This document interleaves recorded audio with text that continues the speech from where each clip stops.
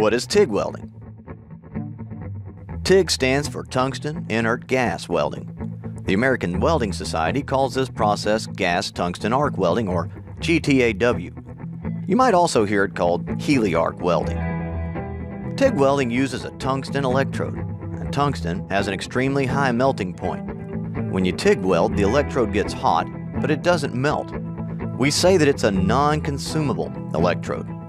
That doesn't mean it lasts forever. That just means that it doesn't melt and become part of the weld. You see, in a lot of other welding processes, the electrode melts and becomes filler metal. Those are consumable electrode processes. So here's the tungsten electrode being held in a TIG torch. The electrode slips into a collet, and the collet tightens up against the collet body. You can adjust the length that the electrode sticks out of the holder by loosening up the end cap.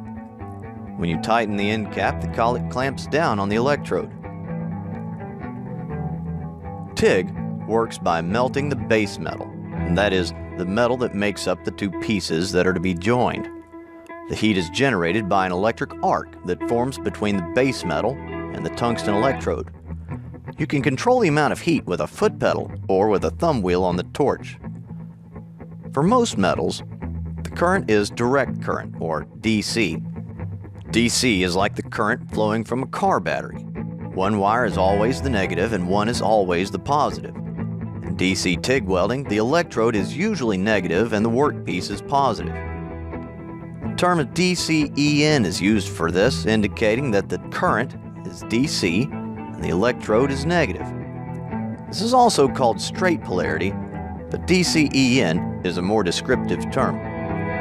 DCEN puts most of the heat on the workpiece, and it's the most common setup. When welding aluminum, however, AC is used. In AC, the positive and negative voltages switch back and forth between the electrode and the workpiece. And this puts more heat on the electrode, but it has a cleaning effect on the workpiece. You see, aluminum forms oxides that float to the top of the weld pool and prevent a good weld. AC current helps control these oxides. In an electric circuit, the current flows in a loop.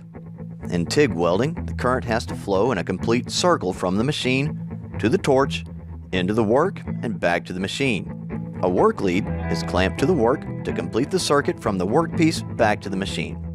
Now, you can TIG weld with or without filler metal, and that's not a choice you have in a lot of other processes.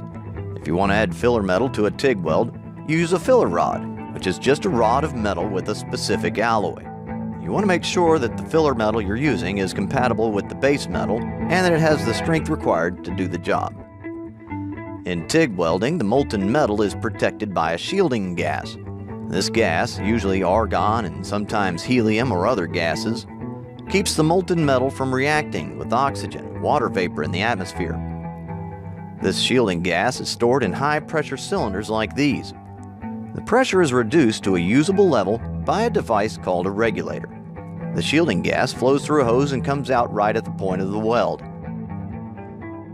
So in summary, TIG welding is an electric arc welding process, uses a non-consumable tungsten electrode, the filler metal is added separately in the form of filler rod, and the shielding gas comes from a high-pressure cylinder.